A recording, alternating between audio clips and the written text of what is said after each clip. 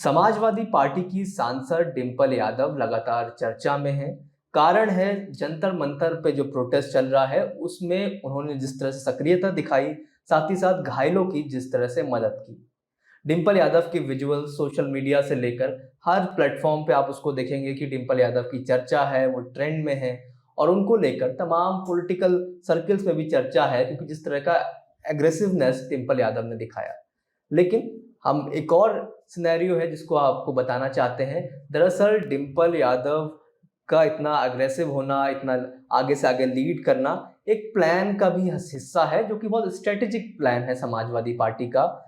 जिस तरह से बीजेपी समाजवादी पार्टी को लगातार घेरते आई है पिछले कई साल से, कि समाजवादी पार्टी की सरकार आते ही गुंडागर्दी हो जाती है, लड़कियां असुरक्षित महसूस करती हैं, कहीं ना कहीं इस नैरेटिव को भी काउंटर करने का एक बड़ा प्रयास अखिलेश यादव द्वारा किया गया है। डिंपल यादव ने इस प्रोटेस्ट को लीड किया, खासतौर से पार्लियामेंट से जंतर मंतर तक। डिंपल यादव ने जितने भी सांसद थे वहां पे उनका नेतृत्व किया अपनी पार्टी के।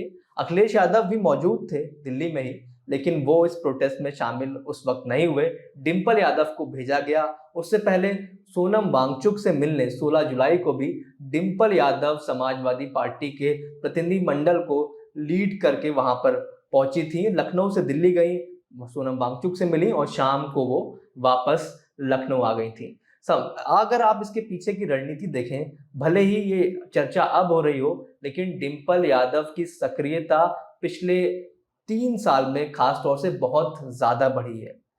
हालांकि उनका पॉलिटिकल जर्नी की बात करें तो 2009 में उन्होंने पहला चुनाव लड़ा था। वो चुनाव वो नहीं जीत पाई थी, राज बब्बर ने वो उपचुनाव जीत लिया था, लेकिन 2012 में वो पहली बार सांसद बनी। लेकिन 2022 में ऐसा टर्निंग पॉइंट आया पॉलिटिक्स में, खासतौर से यादव परिवार की कहें या एक समाजवादी पार्टी कहें, उसके बाद से डिंपल यादव की सक्रियता बहुत बढ़ गई।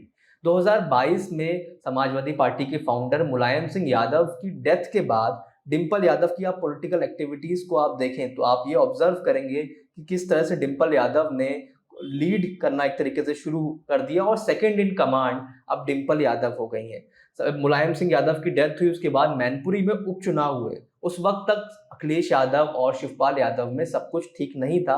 ये चर्चा थी कि शिवपाल यादव अलग चुनाव लड़ सकते हैं, वहीं अखिलेश यादव डिंपल यादव को चुनाव लड़ाना चाहते थे। ऐसे में उस दौरान मैनपुरी में चर्चा थी कि शिवपाल यादव बीजेपी के सपोर्ट से चुनाव लड़ सकते हैं। ऐसे में यादव परिवार के लिए वो गढ़ अपना मैनपुरी बचाना इतना आसान नहीं रहता। लेकिन डिंपल यादव ने अखिलेश यादव और शिवपाल यादव के बीच पैचअप में अहम भूमिका निभाई। परिवार से जुड़े सूत्र बताते हैं कि डिंपल यादव के कारण ही वो पैचअप हुआ, और उसके बाद शिवपाल यादव ने डिंपल यादव के लिए कैंपेन किया। डिंपल यादव 2,80,000 से ज्यादा के मार्जिन से ये उपचुनाव जीती, और उसके बाद से पार्टी में उनकी सक्रियता देखिए, मैनपुरी में सक्रियता देखिए, लगातार वो क्षेत्र में एक्टिव दिखी। और 2024 के कैंपेन में मैनपुरी से तो चुनाव लड़ी रही थी, बाकी सीटों पर भी डिंपल यादव ने काफी प्रचार किया। और 2024 के बाद भी सक्रियता डिंपल यादव की इधर देखी जाती है। खास तौर पर मीडिया से इंटरेक्शन डिंपल यादव के बहुत बढ़ गए हैं, और जिस तरह से वो आंसर दे रही हैं, जिस तरह से आप देखिए चीजों को आसान अंदाज में जो उनका आंसर देने का एक तरीका है, वो सोशल मीडिया पर काफी वायरल रहता है।